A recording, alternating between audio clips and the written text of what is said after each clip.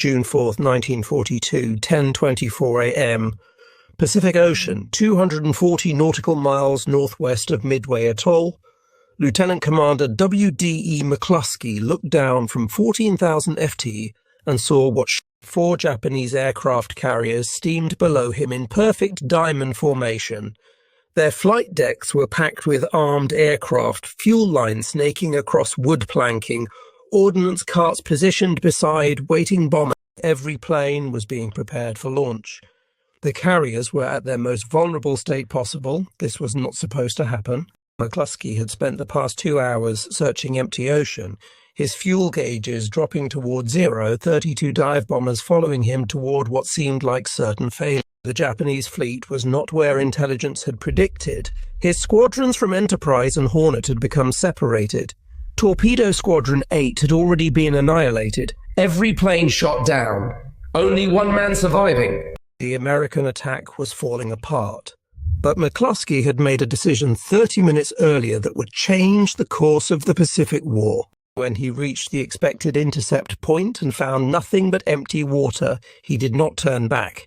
Instead, he spotted a lone Japanese destroyer racing northeast at full speed. The destroyer Arashi had been depth charging the submarine Nautilus and was now rejoining the main fleet. McClusky made an intuitive leap. He followed the destroyer's wake. Now, as he pushed over into his dive, McClusky was about to deliver a blow that would destroy Japanese naval supremacy in 5 minutes of devastating violence. The Japanese had no idea American dive bombers were overhead. They had no radar. Their combat air patrol of Zero fighters was down at sea level, having just finished slaughtering American torpedo bombers. The sky above the carriers was completely undefended. What happened in the next 5 minutes would later be described by Admiral Nimitz as the moment that decided the fate of the Pacific Fleet and the forces at Midway. It was 10:24 a.m. when Lieutenant Commander McClusky rolled his SPD Dauntless into a 70% dive. 31 more dive bombers followed him down. The Japanese lookouts screamed their warning seconds too late. To understand why these 5 minutes mattered so profoundly, you must understand what Japan believed about itself and what it had accomplished in the 6 months since Pearl Harbor. The Japanese Empire in early 1942 considered itself invincible. The statistics seemed to prove it. Since December 7, 1941, Japanese forces had conquered an area larger than Europe. They had taken Hong Kong in 18 days, Manila in 26 days, Singapore in 70 days. They had driven the British from Malaya, the Dutch from Indonesia, the Americans from the Philippines, the Kido Butai. The Japanese carrier striking force had never been defeated. It had sunk 5 battleships at Pearl Harbor. It had raided Darwin, Australia. It had driven the British Eastern Fleet from the Indian Ocean, sinking the carrier Hermes and 2 cruisers. Everywhere the Japanese carriers went, they brought destruction. Their pilots were the most experienced in the world, veterans of combat in China since 1936. Their Mitsubishi Zero fighters outperformed every Allied fighter in the Pacific. Their torpedo bombers and dive bombers had proven devastating against every target. Japanese naval doctrine emphasized the offensive spirit, the supremacy of attack, the inevitability of victory through superior training and fighting spirit. The concept of Yamato Damashi, the spirit of Japan, was supposed to overcome any material disadvantage. Japanese officers believed their forces were simply better than the Americans, better trained, more experienced, more dedicated, willing to die for the emperor.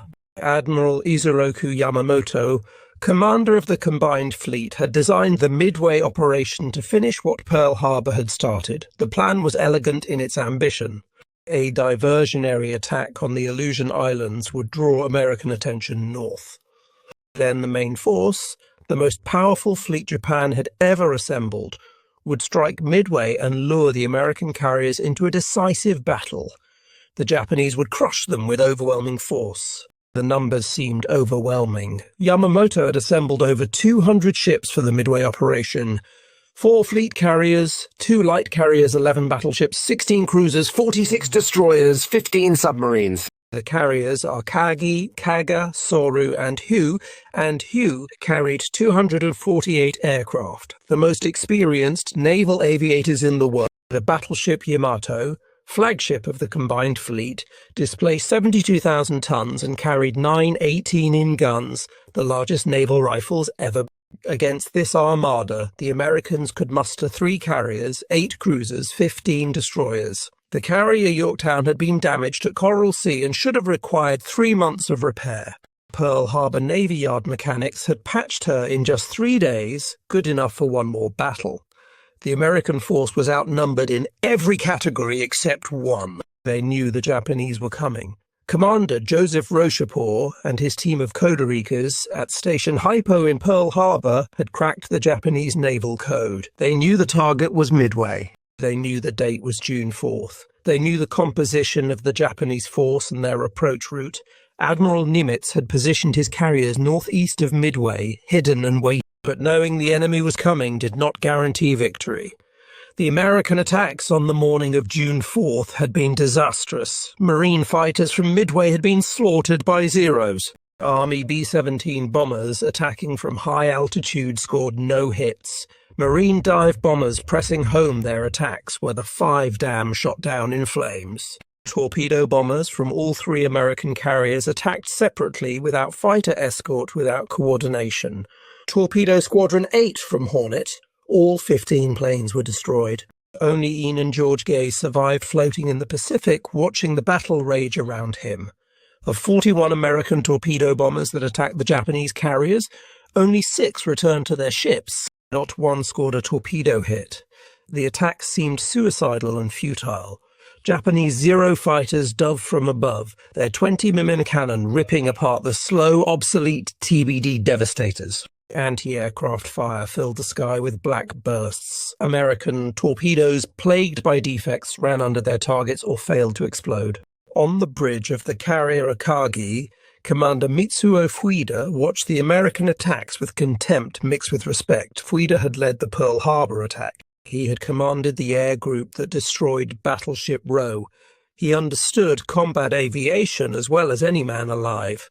The courage of the American torpedo bomber crews impressed him, but their attacks had been futile. Not one carrier was damaged. The Americans were throwing away their planes and crews for nothing. What Fuchida did not realize was that those suicidal torpedo attacks had accomplished something crucial.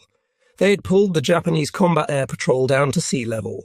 Dozens of Zero fighters swarmed low over the water, finishing off the last American torpedo bombers. Every Japanese fighter was down low, their pilots focused on the immediate threat. No one was watching the sky above. At 10:20 a.m. on Akagi, Admiral Chuichi Nagumo gave the order to launch the counterstrike against the American carriers. Japanese scouts had finally located the American fleet. Nagumo would destroy them. On Akagi's flight deck, 36 aircraft sat in launch position, engines warming, dive bombers and torpedo bombers, all armed and fueled, ready to devastate the American carriers. On Kaga, 30 planes waited. On Soryu, another 21. The Japanese counter-strike force totaled 87 aircraft, enough to sink every American carrier. Admiral Nagumo was confident his carriers had just repelled massive attacks. His pilots had shot down dozens of American planes. Now it was time to strike back. The big carriers began turning into the wind. Within 5 minutes, all planes would be launched. The destruction of the American carrier force would begin. Then the dive bombers arrived. Lieutenant Commander McClusky's radio call was simple. Attack! He rolled into his dive at 10:24 a.m. Behind him, 31 more dauntless dive bombers pushed over. They fell from 14,000 FT at 260 mph, howling down at 70% angles. The Japanese had no time. The anti-aircraft guns that had devastated the low-flying torpedo bombers could not elevate fast enough to track the dive bombers. The Zero fighters were miles away and thousands of feet too low. The Japanese carriers, having just turned into the wind for launch operations, could not maneuver. They were perfect targets. At 2500 FT, the pilots released their bombs. 500B armor-piercing bombs with delayed fuses designed to penetrate a ship's deck before exploding. The bombs fell for 4 seconds before impact. Those 4 seconds decided the war. The first bomb hit Kaga at 10:25 a.m. It struck just after of the island superrupture. The explosion detonated aviation fuel and armed bombs on the flight. A second bomb hit near the forward elevator. A third hit the port side. A fourth struck the bridge, killing Captain Jaku Okada and most of the senior officers. Within 60 seconds, Kaga was transformed from a powerful warship into a funeral pea. Simultaneously, 3 planes from Lieutenant Richard Best's section dove on Akagi. The formation had been confused. Almost all the dive bombers had attacked Kaga. Best pulled his 2 wingmen out of their dives and headed for the second carrier. His bomb hit Akagi precisely amidships, penetrating the flight deck and exploding in the hangar deck. The shockwave detonated torpedoes and bombs stored there. Secondary explosions ripped through the ship. Commander Fuchida, standing on Akagi's bridge, heard the scream of the dive bombers seconds before impact. He looked up to see 3 black aircraft plummeting toward his ship. A terrible silence hung over the ship for an instant. Then the first bomb hit. The explosion lifted him off his feet. Smoke and flame erupted from the hangar deck. He watched in horror as Kaga and Soryu also erupted in flames. 3 carriers burning simultaneously. The scene was, in his words, horrible to behold. The third carrier, Soryu, was attacked by dive bombers from Yorktown. Lieutenant Commander Max Leslie led 17 planes in a perfectly executed attack. 3 bombs hit Soryu in quicksand. The first hit near the forward elevator, the second amidships, the third aft. Aviation fuel ignited. Bombs and torpedoes exploded. Within minutes, Soryu was a blazing wreck, her crew abandoning ship. The attack lasted 5 minutes. When it was over, 3 Japanese fleet carriers were mortally wounded. Akagi, flagship of the carrier striking force, was burning out of control. Kaga, veteran of Pearl Harbor and every major Japanese operation, was consumed by explosions. Soryu, the smallest of the fleet carriers, was engulfed in flames. More than 240 aircraft were destroyed, either burned on the flight decks or trapped in the hangar decks below. Over 700 highly trained pilots and aircrew were dead or would die in the fires. The statistics of what had just been destroyed was these 3 carriers represented 2/3 of Japan's fleet carrier force. They had participated in every major Japanese naval operation since Pearl Harbor. Akagi displaced 36,000 tons and could carry 91 aircraft. Kaga displaced 38,000 tons and carried 90 aircraft. Soryu displaced 18,000 tons and carried 71 aircraft.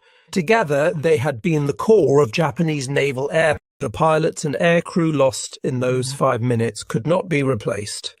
Japan had trained these men for years. They had combat experience stretching back to the China War in 1937. The torpedo bomber pilots could put their weapons within feet of their target.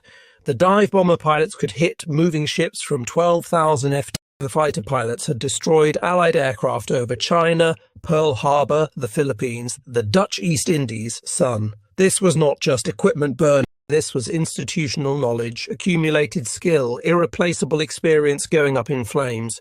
What made the disaster even worse was the timing. If the American attack had come 10 minutes earlier, many Japanese aircraft would still have been in the hangar decks where they were somewhat protected. If the attack had come 10 minutes later, most aircraft would have been launched and the carrier's decks would have been relatively clear. But the American dive bombers arrived at the worst possible moment. Every carrier had its deck packed with fully fueled, fully armed aircraft. The flight decks had become bomb magazines.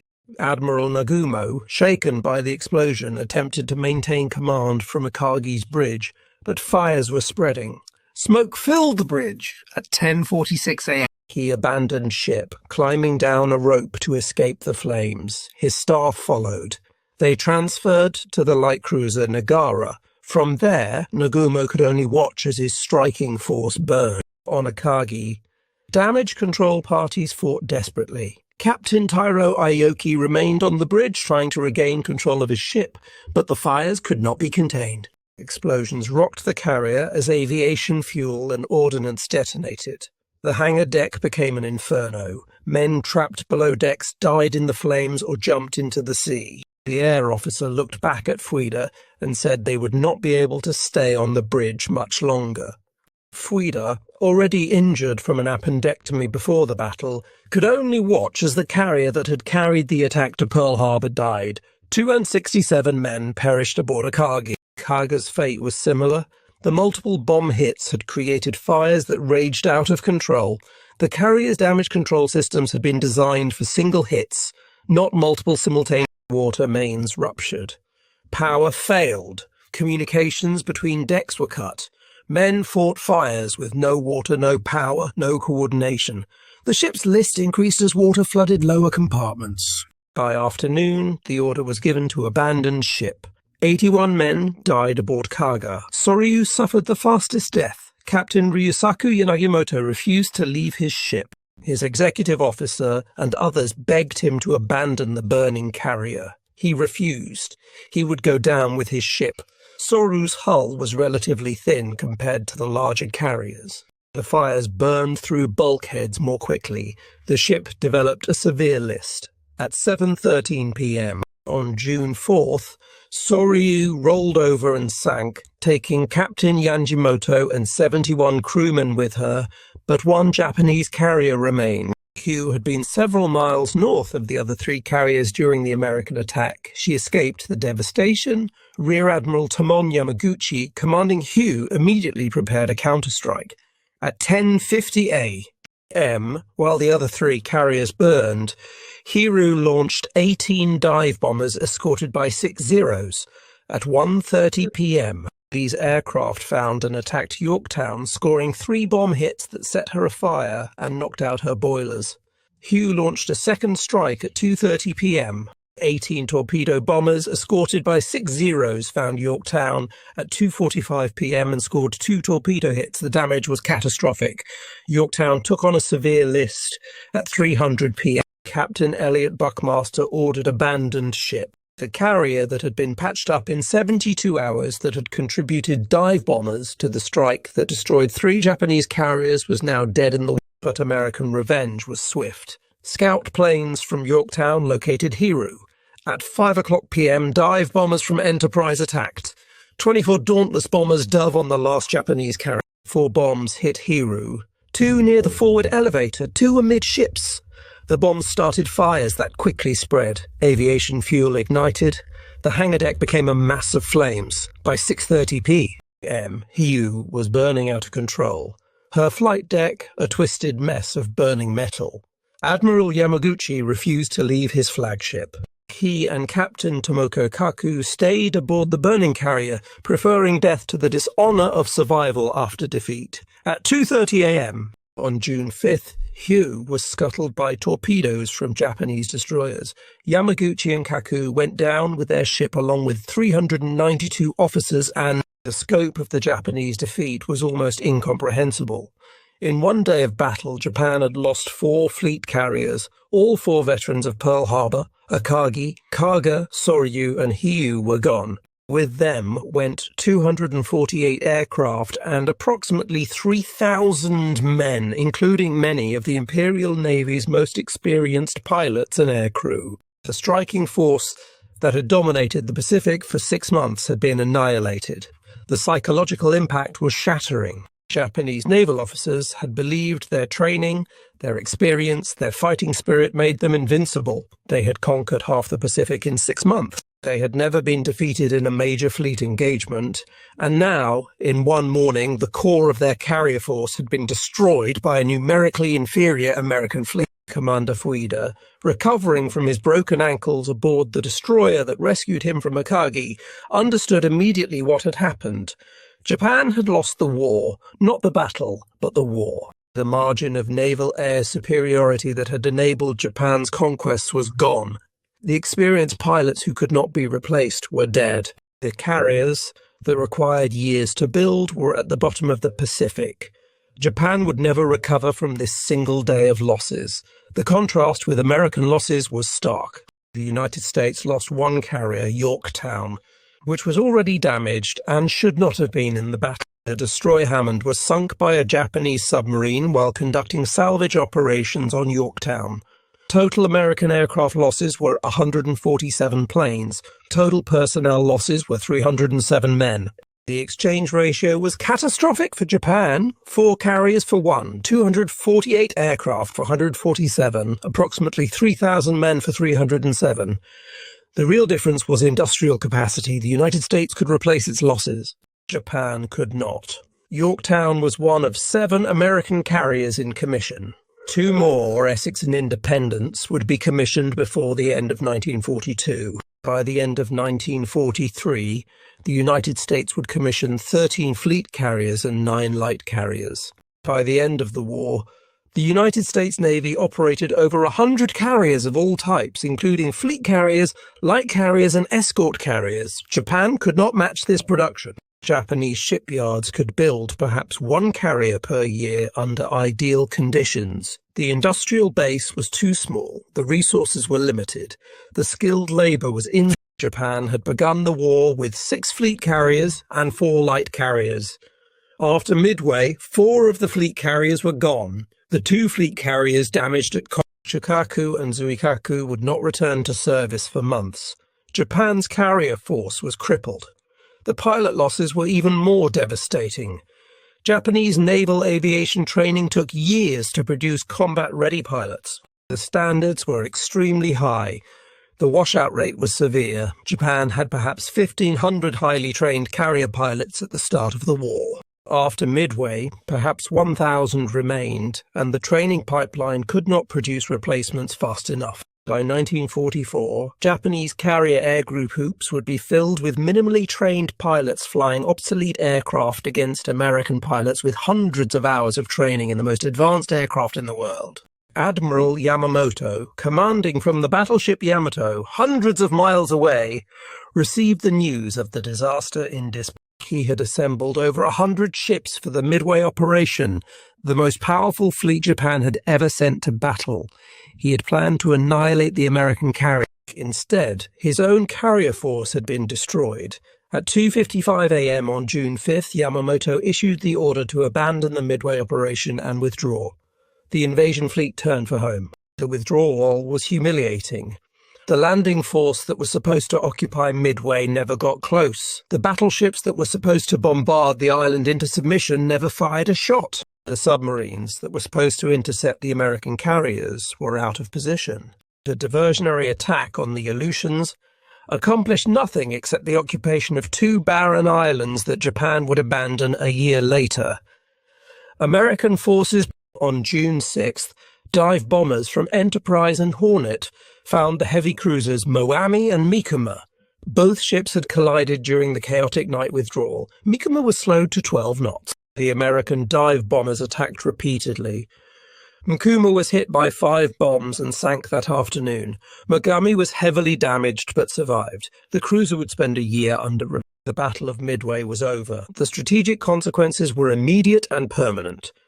Japan had lost the strategic initiative. The conquests were finished. From June 4th, 1942 onward, Japan would be on the defensive. The Americans would choose where and when to attack. The Japanese would react, always with insufficient forces, always struggling to concentrate their remaining carrier air power. 2 months after Midway, American forces landed on Guadalcanal. This began a campaign that would last 6 months and drain Japanese air power even further. The carriers Shukaku and Zuikaku participated in the battles around Guadalcanal. Both survived, but their air groups were decimated. By the end of the Guadalcanal campaign, Japan had lost hundreds more pilots and aircraft. The training pipeline could not keep. By mid-1943, Japanese carrier air group hoops were shadows of their former selves. The decline was relentless. At the Battle of the Philippine Sea in June 1944, Japanese carrier aircraft attacked the American fleet in what American pilots called the Great Marianas Turkey Shoot.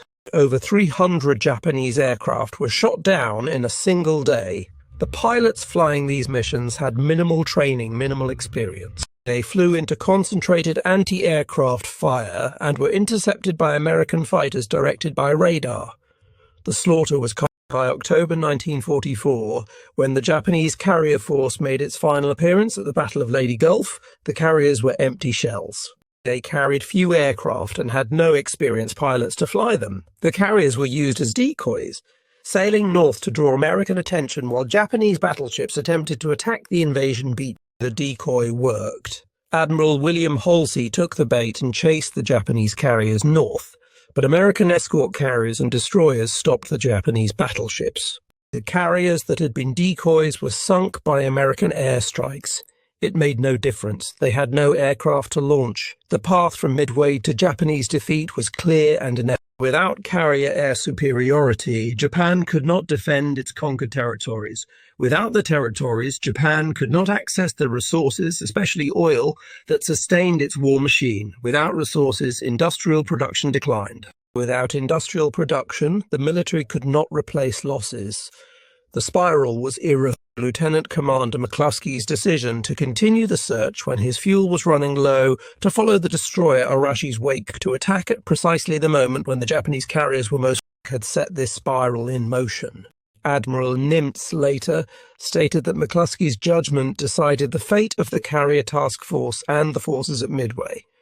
Without that decision, without the 5 minutes of devastation at 10:24 a.m., on June 4th, the Pacific War might have lasted years longer. The Japanese officers who survived Midway understood what had been lost. Captain Fuchida would later write that the battle doomed Japan. Vice Admiral Chuichi Nagumo, who commanded the carrier striking force, would later be relieved of command and sent to a backwater post.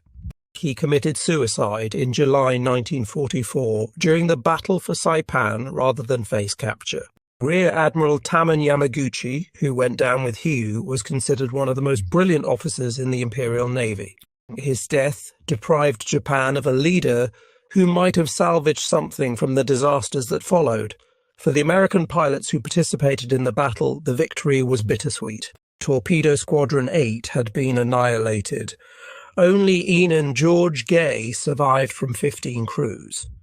Torpedo Squadron 6 from Enterprise lost 10 of 14 aircraft. Torpedo Squadron 3 from Yorktown lost 10 of 12. The Dive Bomber Squadron suffered losses too. Of the 115 American aircraft that attacked the Japanese carriers on June 4th, 54 were lost.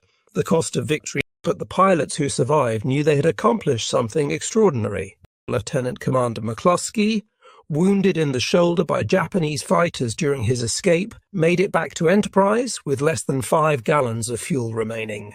Some pilots ran out of fuel and ditched in the ocean. 10 pilots from McClusky's group were never found, but the survivors knew what they had achieved. They had destroyed the Japanese carrier striking force. They had turned the tide of the Pacific War. The timing of the attack, that 5-minute window when all the factors aligned, was both lucky and earned. Lucky that McClusky spotted the destroyer Arashi. Lucky that the Japanese carriers were turning into the wind for launch operations at exactly the wrong moment. Lucky that the Japanese Combat Air Patrol was down at sea level chasing torpedo, but the luck was earned through McClusky's decision to continue through the torpedo bomber crews who sacrificed themselves to draw Japanese fighters low, through the cryptographers who broke the Japanese code, through Admiral Nimitz who positioned his carriers northeast of Midway based on that intelligence. War correspondent Robert Sherrod would later write that Midway was the most crucial battle of the Pacific War, more important than Guadalcanal, more important than Iwo Jima or Okinawa. Midway decided who would control the Pacific. After June 4, 1942, that question was settled. The United States would control the Pacific. Japan would fight a defensive war, losing battle after battle, island after island, until the atomic bombs dropped on Hiroshima and Nagasaki forced surrender in August 1945. The reverberations of those 5 minutes continued for years. In July 1945, as Japan prepared for the expected American invasion of the home islands, military planners calculated they could possibly repel one landing, but without carrier air power, without naval superiority, without the resources to sustain a prolonged defense, defeat was certain. The kamikazes of 1945, the suicide attacks that threw away pilots and aircraft in desperate attempts to sink American ships, were symptoms of Japan's complete loss of naval aviation capability. The trained pilots were dead, killed at Midway and in the battles that followed. The desperate, barely trained pilots who replaced them could do nothing but crash their planes into American ships. Admiral Yamamoto, who had planned the Midway operation, never recovered from the defeat. He continued to command the combined fleet, but his health declined. He became increasingly fatalistic. In April 1943, American cryptographers intercepted a message detailing Yamamoto's inspection tour of forward bases. Admiral Nimitz authorized an assassination mission on April 18, 1943. American P-38 fighters intercepted Yamamoto's transport aircraft over Bougainville and shot it down. The architect of Pearl Harbor and Midway, his death was a direct consequence of American code breaking, the same advantage that had enabled victory at Midway, the 5 minutes that began at 10:24 a.m. on June 4, 1942 demonstrated a fundamental truth of modern warfare. Industrial capacity matters more than fighting spirit. Intelligence matters more than operational planning. The side that can replace losses faster will win. The side that can read the enemy's plans will win. The side that can coordinate multiple forces even when things go wrong will win. Japan entered World War II believing that superior training, superior fighting spirit, and operational excellence would overcome American industrial advantages. Midway proved this belief wrong. American pilots, many of them fresh from training, flying obsolete TBD torpedo bombers, had died attacking Japanese. Their sacrifice had achieved nothing directly, but they had pulled the Japanese combat air patrol down to sea level. They had set the conditions for the dive bombers to say the system worked even when individual components failed. The Japanese system, for all its excellence in training and fighting spirit, could not adapt. When the carriers were hit, when the fire started, when the admiral had to abandon his flagship, the entire command structure collapsed. There was no redundancy, there was no depth. The carriers were lost not just to American bombs, but to vulnerabilities in their design. Aviation fuel lines ran exposed across the hangar decks, bombs and torpedoes were stored without adequate protection. Damage control systems were inadequate. The carriers could deliver devastating attacks, but they could not take a punch. The contrast extended to strategic planning. Admiral Yamamoto's plan for Midway was complex, involving multiple forces attacking in sequence with diversions and feints designed to confuse the Americans. But complexity creates vulnerability. When the Americans knew the Japanese plans through codering, the complexity worked against Japan. Forces were divided. The battleships were too far away to support the carriers. The invasion force could not support the carriers. The illusion diversion drew away forces that might have made a difference at Midway. American planning was simpler. Admiral Nimitz positioned his carriers northeast of Midway. He waited for the Japanese to attack. Then he struck with everything available. The attacks were poorly coordinated. The squadrons arrived separately, but enough attacks succeeded to destroy the Japanese carriers. Simple planning executed imperfectly was more effective than complex planning that required everything to work perfectly. The lessons of Midway would shape naval warfare for the rest of the 20th century. Aircraft carriers would be the dominant capital ships.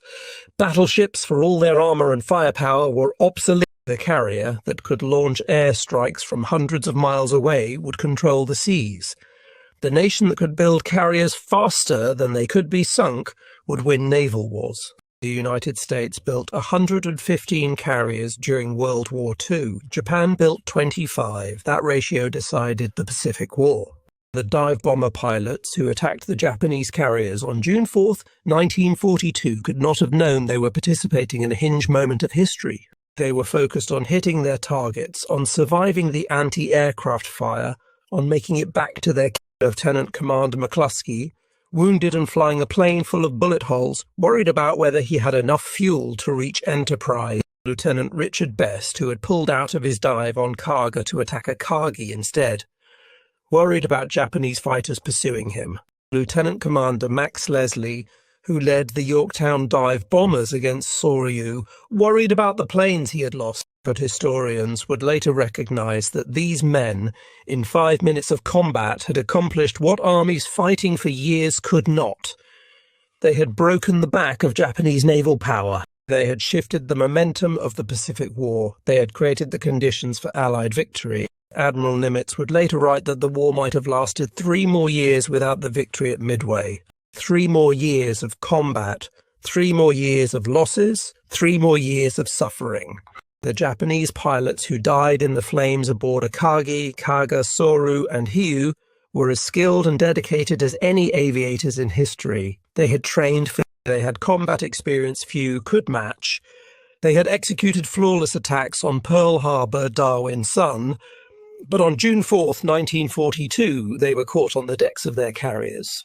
Unable to launch, unable to defend, unable to survive. Their skill and dedication could not save them from American bombs hitting their carriers at precisely the wrong moment. Commander Fuchida, who survived Midway despite his broken ankles, would spend the rest of the war as a star. He would write the definitive Japanese account of the battle published in 1955 as Midway, the battle that doomed Japan. In his book, Fuchida acknowledged that the Americans had achieved complete surprise, that the Japanese carriers had been caught at their most vulnerable, that the battle had decided Japan's fate. He gave credit to American intelligence for breaking the Japanese code, to American pilots for pressing home their attacks despite devastating losses, to American leadership for positioning forces correctly. The 5 minutes that destroyed Japan's chance of winning began at 10:24 a.m. and ended at 10:29 a.m. In those 5 minutes, 3 aircraft carriers were fatally damaged. In the hours that followed, all 3 would sink. By the end of the day, all 4 Japanese carriers that had attacked Pearl Harbor would be. The striking force that had dominated the Pacific for 6 months was annihilated. Lieutenant Commander McClusky returned to Enterprise with 52 bullet holes in his plane, a wound in his shoulder, and almost no fuel. He had made the most important tactical decision of the Pacific War. His choice to continue the search, to follow the destroyer's wake, to attack when the opportunity presented itself had changed history. He would receive the Navy Cross for his actions. But he never claimed to be a hero. He said he simply did his job. That modesty characterized the American response to Midway. The pilots who survived did not boast of their achievement. They mourned the comrades who did not return. They prepared for the next battle. They understood that Midway was one victory in a long war, but it was the victory that made all subsequent victories possible. The 5 minutes that began at 10:24 a.m. on June 4th, 1942 demonstrated that wars are decided not by single battles, but by the accumulation of advantages. Intelligence advantage, industrial advantage, training advantage, technological advantage. The side with more advantages compounded over time will win. Japan had training advantage and tactical excellence. America had everything else. Those 5 minutes made that difference brutally clear. From that day forward, Japan fought a defensive war it could not win. The empire that had conquered half of Asia and the Pacific in 6 months would spend the next 3 years losing everything it had gained. The industrial might that America brought to bear, the seemingly infinite resources, the replacement carriers and aircraft and pilots would grind down Japanese resistance until nothing remained but atomic bombs and surrender. The 5 minutes that destroyed Japan's chance of winning were the most consequential 5 minutes of the Pacific War. They were the hinge on which the entire conflict turned. Before 10:24 a.m. on June 4th, 1942, Japan had a chance, however slim, to negotiate a favourable peace. After 10:29 a.m., Japan had already lost. Everything that followed was simply the working out of that inevitable conclusion. The bombs that fell on Akagi, Kaga and Soryu in those 5 minutes decided not just the Battle of Midway, but the outcome of the Pacific War. This was not the result of American superiority in courage or fighting spirit. The Japanese pilots who died in the flames were as brave as any warriors in history. This was the result of intelligence, preparation, industrial capacity, and the accumulation of small advantages. The coderiers who read Japanese messages. The shipyard workers who repaired Yorktown in 72 hours. The torpedo bomber crews who died drawing Japanese fighters low. The destroyer that happened to be steaming northeast at exactly the right time to lead McClusky to his target. All these factors combined to create 5 minutes that changed the world. Lieutenant Commander McClusky asked later about his decision to continue the search. He had no choice. His orders were to find and destroy the Japanese carriers. He found them. He destroyed them. That was his job. The fact that his judgment in those critical moments when fuel was running low and the ocean seemed empty decided the fate of nations was simply part of war. Sometimes individual decisions matter more than anyone could predict. Sometimes 5 minutes matter more than 5 years. Sometimes a single pilot's choice to turn north instead of south changes the course of history. The Japanese carriers Akagi, Kaga, and Soryu burned for hours before sinking. The fires that started at 10:24 a.m. could not be contained. The aviation fuel, the bombs, the torpedoes stored throughout the ships kept exploding. Bulkheads collapsed. Decks buckled. Men trapped below decks died in the flames or drowned when compartments flooded. The ships that had seemed invincible in December 1941 were gone by dawn on June 5, 1942. 5 minutes 300 seconds. The time it takes to make a cup of coffee. The time it takes to walk a city block. The time it takes to change the world. At 10:24 a.m. on June 4, 1942, Japan still had a chance. At 10:29 a.m., that chance was gone, consumed by the flames burning aboard 3 aircraft carriers in the middle of the Pacific Ocean. Thanks.